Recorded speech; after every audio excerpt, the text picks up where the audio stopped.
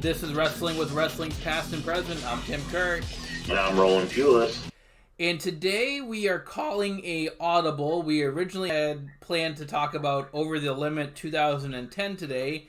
However, one of Conrad Thompson's podcasts, The Arn Show, decided to cover that one. And we didn't really feel like doubling up on that. So we called an audible, and we're doing something a little bit different. We haven't really covered WCW much on the show before, but we decided to cover WCW Slamboree 95 today. Well, it's funny, too, because we had actually originally talked about doing this show for Slamboree, and then we forgot that we talked about doing it. So it actually worked out well, because, Conrad, thanks, Conrad, for taking the glory away from the show we wanted to do originally, which was a pretty good show. But yeah, this show, we'll see what everybody thinks, but a lot of names on this show. That's all I'm going to say. Yep, there's a lot of names on this show, but that doesn't necessarily mean it's going to be a good show. Well, let's not spoil it, but let's say with the names that it had, it should have been at least okay, and I don't know if it got there. But anyways. Well, there was a main event show before the pay-per-view, which was essentially like their pre-show. There were 4 matches contested on that. We'll just run through them a little bit here. We weren't able to watch these, but we'll run through the card here.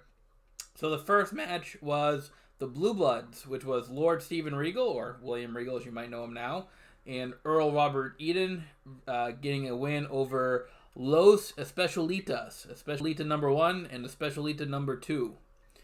And that was a tag team match, and it was really quick, about 1 minute and 22 seconds. The former Bobby Eaton has been knighted by William Regal and turned into Earl Robert Eaton to join the Blue Bloods, which they also had at one point. They had John Paul Levesque, who was Triple H, in that group. And then you also had Dave Taylor. Yes. So there were some pretty decent names in that group. Obviously, with Triple H being one of them, and William Regal's still relevant now too. But I mean, Bobby Eaton was a big name from yesteryear, essentially. I mean, in '95, it wasn't, he wasn't as far back as he is now.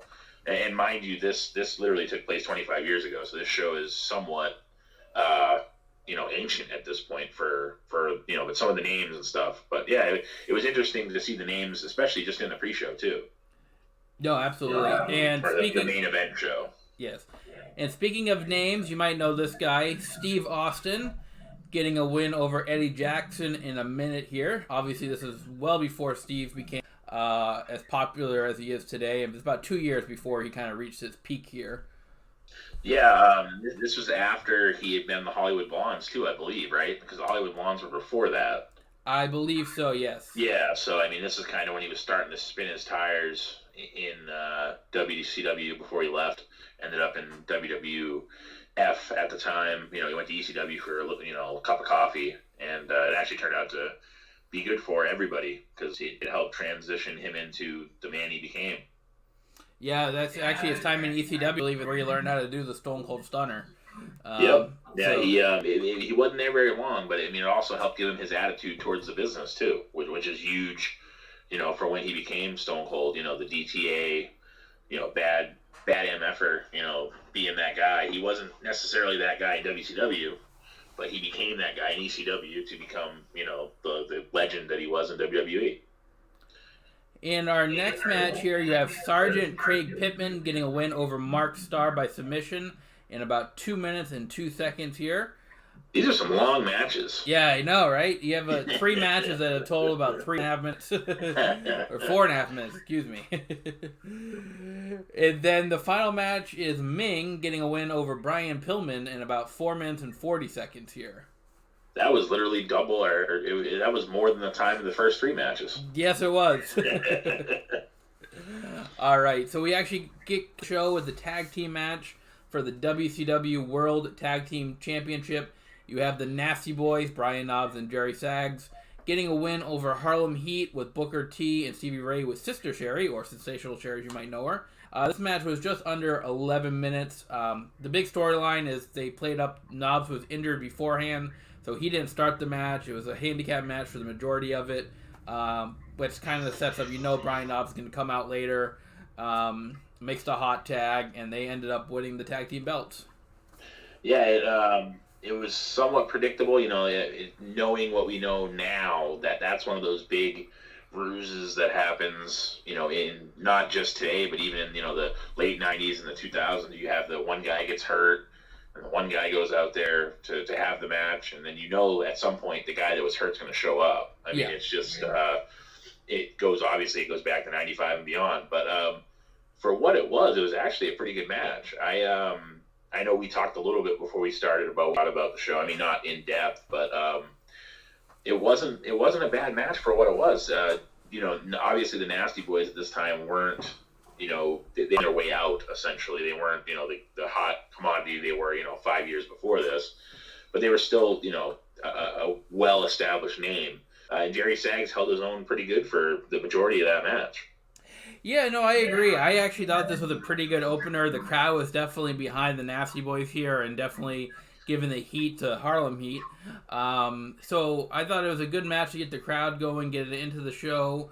And like you said, Jerry Saggs definitely held his own for the majority of the match. Sherry got knocked around pretty good in that match as well. Yep, yes she did. She took a big bump. I think it was onto Booker T. Brian Knobs threw her onto him. Yeah, I couldn't remember if it was Stevie Ray or Booker T, but yeah, it was she from the ring, and they were on the floor, so it was she took a pretty good bump. But yeah, overall, I thought it was a good way to open the show.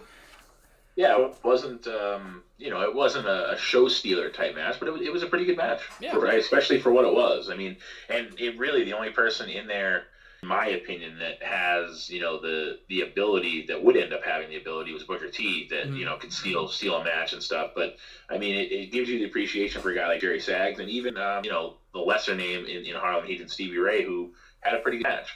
Yeah, absolutely. Next up, though, we have Kevin Sullivan getting a win, and this is real, against the man with no name in about 5.5 minutes. The best part of this match was the promo beforehand by Kevin Sullivan. Yes, again with Mean Gene. Yeah, he kept calling him the Butcher. He kept catching himself saying that the man with no name, you were the Butcher, blah blah blah, all this stuff. And then he tried to go out the back way, and Mean Gene's like, "That's the men's room. You got to go that way." It was the match was bowling shoe ugly, to quote Jim Ross. It was not a very good match. It's a good thing that it only went about 5 minutes, because any longer than that would have been torture to humanity. Yeah, I mean, I don't know. I don't have much to add except, I mean, it was a bad match, and the finish was weak, too. Like, the finish was just like a double stomp to the chest. I don't even know. That's all I got. I'm with you, too. It was... And it's funny, too, because Kevin Sullivan, probably one of the most underrated minds by people that don't know, in the business. I mean, I listened to After the Bell with Corey Graves. He was talking to Scott Hall and Kevin Nash, and Nash even said, he went on a limb and said that if there was anybody else that would have got inducted in the NWO, Hall had said Bischoff, but Nash said Kevin Sullivan. And Corey Graves had to ask him again, like, what he meant. Well, Kevin Sullivan was the driving force behind keeping the NWO as strong as they did for as long as they did, making them look strong, making them look indestructible. And he has a great wrestling mind. And I know, he can be a little bit cuckoo at times in the character, but wrestling mind wise, I think a lot of people that don't know the history of the business don't know how mind he was for the business as a booker and as somebody behind the scenes. And we should mention, too, that the man with no name, you probably do know him as Brutus the Barber Beefcake. Or the Butcher in WCW. Yes. He had Zodiac, Butcher. The Booty Man. Yeah. Brother Brudai. Yeah, he had a bunch of different names. Yeah. His name's Ed Leslie. Okay? It's Ed Leslie. Same guy, Ed Leslie. Anyways. Why didn't they just call him Ed Leslie? He has a name. I know. And unfortunately, in my opinion, the show doesn't really get much better with this next match. It's a Legends match, which is kind of like a tradition for Slamboree. You have Wahoo. It's a cool gimmick. Before you get too far, it's a cool gimmick. I like the idea of it. Oh, I do too. And they showed in black and white, which I thought was kind of cool. Yeah, but yeah. You have Wahoo McDaniel getting a win over Dick Murdoch in about 6 minutes and 18 seconds. I mean, they're legends of the business, and I don't want to be disparaging towards them, but the match just wasn't good. Yeah, no, it left a lot to be desired. But yeah, I mean they're clearly over the hill at this point, which is why they're legends. And I mean they held their own okay Yeah. for a match maybe 20 years ago, but it was that style of match too. A lot of chops, a lot of there was no pace to it at all. Very slow match, and rightfully so. These guys earned their living, in the business years before this match. So, but yeah, like I said, I like the gimmick. It's a cool thing to kind of embrace your history or embrace the history of the business. But yeah, for what it was, there wasn't a whole lot there. No. Next up, you have a singles match for the IWGP Heavyweight Championship. You have the Great Muta and Paul Orndorff in about 14 minutes and 11 seconds. This match I was actually kind of looking forward to because both of these guys are legends. Great Muta, definitely a legend in Japan and had a run with WCW, and Paul Orndorff, Mr. Wonderful Paul Orndorff, had a success in WWF and WCW. But I was a little underwhelmed with this match. It was kind of a little too slow for me. Wasn't a whole lot of exciting action, so it kind of left me feeling, underwhelmed. Yeah, I actually didn't mind this match. I thought, looking back at it, Paul Orndorff at the time was 45, so you're putting him in, a match with the Great Muta, who's one of the premier high flyer type guys at that time. He did. He wasn't, doing some of the stuff that like the Young Bucks and stuff do now, but I mean, he was doing, moons, and the finish was a moonsault, Yes. So I think it was more. I don't think it was the match was bad as much as it was a styles clash. That you have, someone who works a traditional kind of wrestling match in Paul Orndorff, and then you have the Great Muta, who is more of a quicker pace, high flyer type. Not that Muta couldn't work the wrestling match because it really wasn't. I didn't think it was as bad as you might have thought it was. I'm not saying it was great either, but it definitely was a weird pairing. I think is what made it seem like the way that it was. Made it seem worse than it was. I think. Yeah, it was definitely a styles clash. Yeah, just for me, there wasn't anything there for me. But moving on, we have Arn Anderson getting a win over Alex Wright for the WCW World Television Championship in about 11 and a half minutes. Alex Wright pretty much dominated the majority of this match, but Arn Anderson was able to come back, hits the spine buster, and then the DDT for the win. I thought the match was okay. It wasn't terrible. I did like the way Arn Anderson delivered the DDT. He made it look really devastating. I really like that. And people, people know Arn Anderson, but I don't think they realize how good of a wrestler he actually was. Yeah, definitely. I 100% agree with that. I honestly thought that this might have been the best match on the card, in my opinion, for a wrestling match. Arn Anderson, probably one of the more underrated names, probably one of the biggest names to never win the world title. He had one world title opportunity, one match for a world title, and it was against Barry Windham. So for a guy that was that solid, and I mean, he was rock solid. He never really got the look as a world champion, but he had 4 runs with the television title. Yep. So they knew what he was worth. And, Alex Wright, young, upcoming, obviously he has a pretty good run with WCW going forward. And he was undefeated at this time, coming in. Yes, this was his rookie year. Yeah, so he, Arn Anderson ends the undefeated streak of Alex Wright. Personally, like I said, watching back, this was one match that I had no problem. I did not skim through this match at all. I actually enjoyed this match. I'm not saying it's one of my top 10 favorite matches, but for what it was a pretty good match, I thought. The next up, you have Ming with Colonel Robert Parker against Road Warrior Hawk. This match went about 4 minutes and 40 seconds. It ended in a double countout. This match came about because Colonel Robert Parker said that his man Ming will challenge anybody. He'll take on anybody in the world. And so Road Warrior Hawk answered the challenge. Again, just another match that was kind of there for me. Not a whole lot going on. I mean, they didn't get much time, and they just ended with the double countout. So to me, there wasn't a whole lot there. Nothing really got me excited with this one.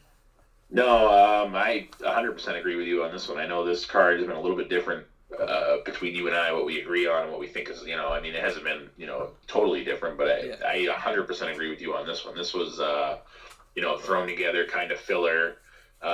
It's interesting too because with the Dark Side of the Ring just coming out, talking about the issues that Hawk had and everything. You look back and this clearly at the time people probably wanted to know where Road Warrior Animal was. Well, I think this is one of the times when Hawk kind of went into business for himself. Mm. And no offense to Hawk, and I know he's passed away, and he had found, if you watch the Dark Side of the Ring, he had found the Lord and kind of started living a better life towards the end of his life before he died of a heart attack. No offense to him, but Hawk is just Hawk. He's not Hawk and Animal. He's not Legion of Doom. He's not Road Warriors by himself. So he's just another big jacked up guy by himself. And Ming is a badass. We already know how tough he is, but yeah, it was just there. Exactly how you put it. It was just there. Then next up, you have the WCW Hall of Fame induction ceremony, another Slamboree tradition. Your inductees this year in '95 were Wahoo McDaniel, who we talked about earlier, Angelo Poffo, who's the father of Macho Man Randy Savage, Terry Funk, Antonio Inoki, Dusty Rhodes, Gordon Soley, who emceed the ceremony, but he also got inducted as well, and Big John Studd. They were all inducted into the WCW Hall of Fame, which that might be news to you that there was a WCW Hall of Fame. Yeah, to the casual fan, the only Hall of Fame you know of is the WWE Hall of Fame, which Tim and I were actually discussing this yesterday, that it's too bad there isn't a physical location for this Hall of Fame. Yeah. It's too bad that, at the Titan Towers, which we heard that there might be, some selling of that going on and moving out of that building and yada yada, but the coronavirus kind of, put a kibosh on that for now. But how do you not have a Hall of Fame, a physical Hall of Fame? I know. I mean, there's so many wrestling fans out there that would love to see, just like the Baseball Hall of Fame or the Basketball Hall of Fame. How do you not, you induct somebody in this Hall of Fame, and unfortunately, it's just like, Martha Hart put it in her Dark Side of the Ring. It's not even a real thing. All it is something for them to sell tickets and make money on. And when she said that, I had to actually take a step back and listen to that and go, you know what, she's right. There's no return for the fans on it other than paying tickets to be there to see it, because you can't go and see the Hall of Fame because there's nowhere to go. Yeah. Yeah. I mean, and they have the space. They could easily do something in the Stanford headquarters. I mean, at least I think so. I know they're in the and it would be a moneymaker. Vince likes making money. I mean, yeah. Who doesn't? Like, it would make money. Charge people $15-$20 to go in there. They'd go in there hand over fist. There'd be people. They'd have so much money they wouldn't know what to do with it. Oh, absolutely! It'd be a huge draw for them. Yeah. Hopefully, that's something that they will do in the works, but who knows at this point. I mean, you could even have it at the Performance Center in Florida if you wanted to have. I mean, there's so many options for places to have this. It's too bad they don't. No, I totally agree with you there.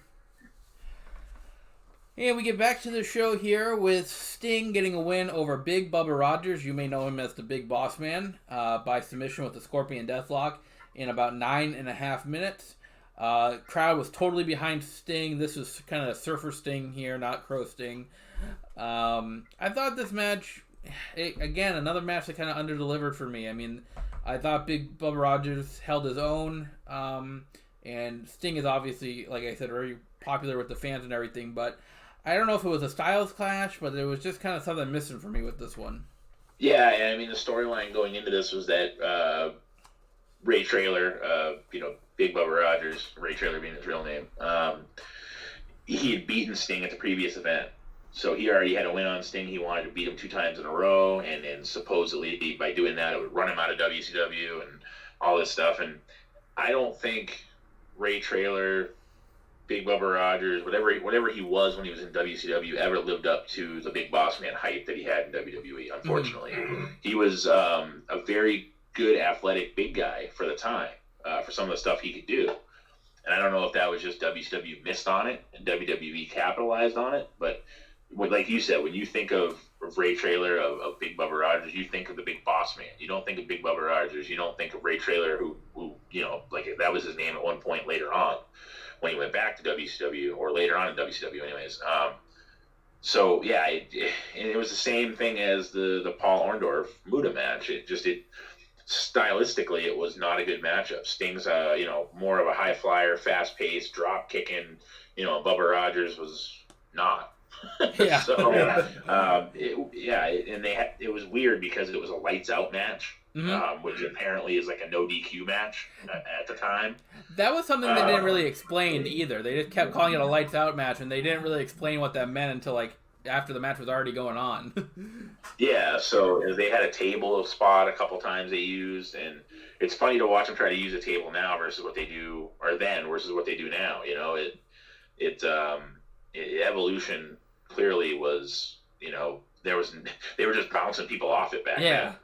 Nobody was going through it. There was a cool powder spot in there where Sting got stuff thrown in his eyes, and there were some decent spots in the match, but it ended up with the Scorpion Deathlock for the win for Sting. Absolutely. And that leads us to our main event of the show. You have Hulk Hogan and Randy Savage, along with Jimmy Hart and the Renegade, getting a win over Ric Flair and Vader with Arn Anderson in about 19 minutes. I actually enjoyed this match. I thought it was a good way to end the show. I thought the finish was good, where Arn Anderson gets involved in the match, goes to hit Hogan with the axe handle, but Hogan ducks, hits Flair. Hogan was then able to hit the leg drop for the 1-2-3. But I actually thought this match was pretty good. I thought there was a lot of back and forth action going on. I was pretty entertained. Obviously, there's a lot of star power in this match. So to me, this was the best match of the card, in my opinion. Yeah, if I had to pick one match that lived up to what I figured it would be that match. Like I said, the Alex Wright Arn Anderson match was a pretty match too, I thought. But just based on the names you have in this event, with having having really the odd man out in this thing is the Renegade.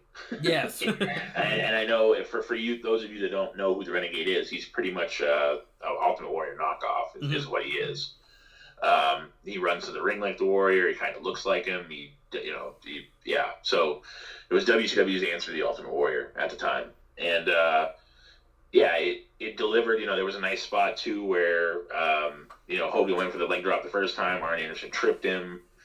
Then Macho Man kind of went through the ropes at Vader, and at one point it was a pretty good brawl going on with everybody right before the finish. And yeah, like you said, the Arn Anderson Flair was holding Hogan. He went for the double axe handle off the top rope and hit Flair, and then Flair went down.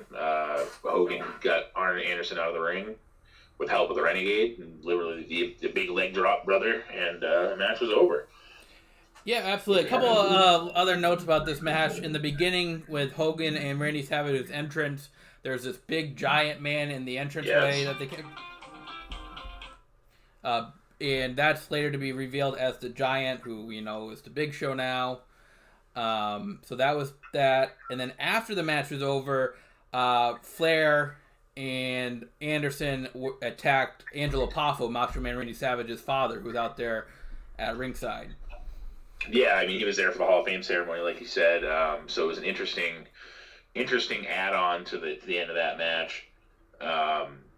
You see Angelo Poffo take Arn Anderson's holding him, and Flair's punching him, and he's barely moving, and he's 70 for Christ's sakes. But it was interesting to watch Flair kind of lay in some punches that Poffo almost no-sold because he couldn't react quick enough to the punches that were coming. And then he wrapped him in the figure four, and then finally they were able to rally and get him out of there, Hogan and Macho. It pretty much ended with the Macho Man calling for an ambulance, really. It's how they're showing off the air. Mm-hmm. So, and then the whole Giant thing, that was pretty cool because they did it perfectly because they had those curtains that opened. So they had the camera dead straight on to Savage and Hogan. And you notice, too, that a couple times Hogan's trying to turn Randy around so he's looking at the ring. So he doesn't give away the Giant coming through and them trying to restrain him and get him to not come and attack Hogan and Savage. So Hogan a couple times is like trying to turn Randy because they didn't want him already looking that way when it happened. So, but yeah, no, it was really cool to see that, and that was would be the first time we saw Paul White, the Giant. Absolutely. So that kind of wraps it up for Slamboree 95. For me, it wasn't a very good show. I would give it probably a 5 to 5.5 if I'm being generous, on a scale of 1 to 10. If I had to pick one match that I recommend that you go back and watch, it would be the main event with Hogan and Savage against Flair and Vader. But overall, I thought it was kind of an underwhelming show. Yeah, I mean, you look at the card with the names that were on it, you thought it should have been better than what it ended up being. I'm also with you. If I had to pick, just if you like star power and you like the what Hogan and Savage and Flair and them bring to an event, then yeah, go with that match. If you want, in my opinion, a more technical, better wrestling match, then I would say go with Anderson and Alex Wright, because that match, like I said, actually kind of surprised me at how good that match was. Yeah, so I would say maybe 4, 3.5, 4. It definitely underdelivered in a big way for me. No, I totally agree with you there. So that kind of wraps up Slamboree 1995. We still have a few minutes here. I want to just acknowledge something that, some tragic news that happened this past week. Shad Gaspard passed away. He was kind of caught in a riptide. He was swimming with his son in the beach off of California, I believe it was. Florida. Oh, is it Florida? Well, actually, you might be right. I think you're right. Actually, sorry, I don't know why I thought Florida. Well, I don't know. But either way, yeah, let's let everybody know though. The last thing he did when rescuers got to where he was make sure that they took care of his son first. His son was swimming with him. They got caught up in a bad current. The lifeguards came out to rescue him, and the last thing that Shad Gaspard did was say, "Help my son, get my son out of here." And as soon as they got to his son, the lifeguard remembers looking back and seeing Shad get swept under, and that was the last time they saw him until his body unfortunately turned up a couple days later on the beach.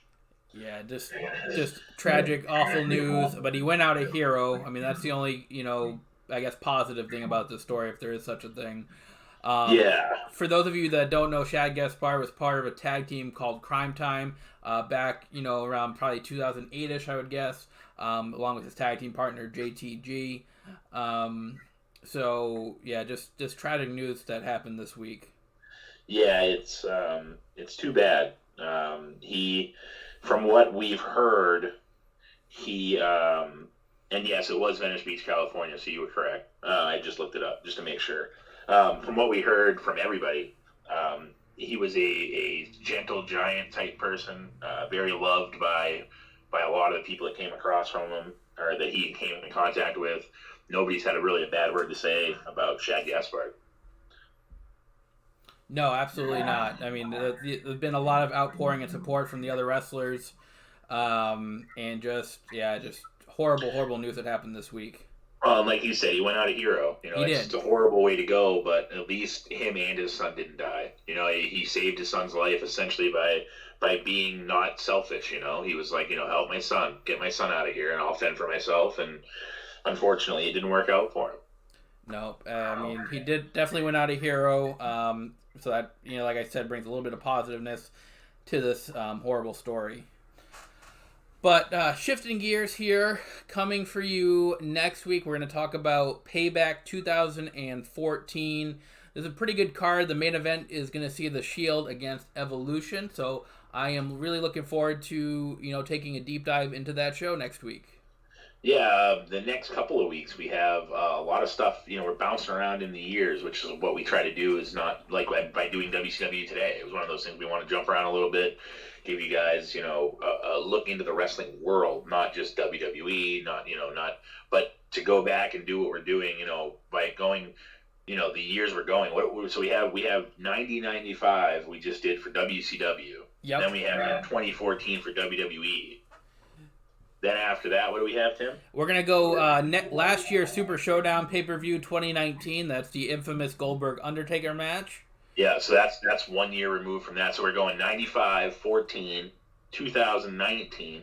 Then we're going 1993, King of the Ring, the original King of the Ring. Yes, I'm actually really looking forward to that show. A cool show to go back and watch. Yes, absolutely. So we got a lot of good shows on the slate for you guys coming up right here. And we appreciate you guys tuning in to us this week and every week. And this is episode 25 here, so we are, moving right along.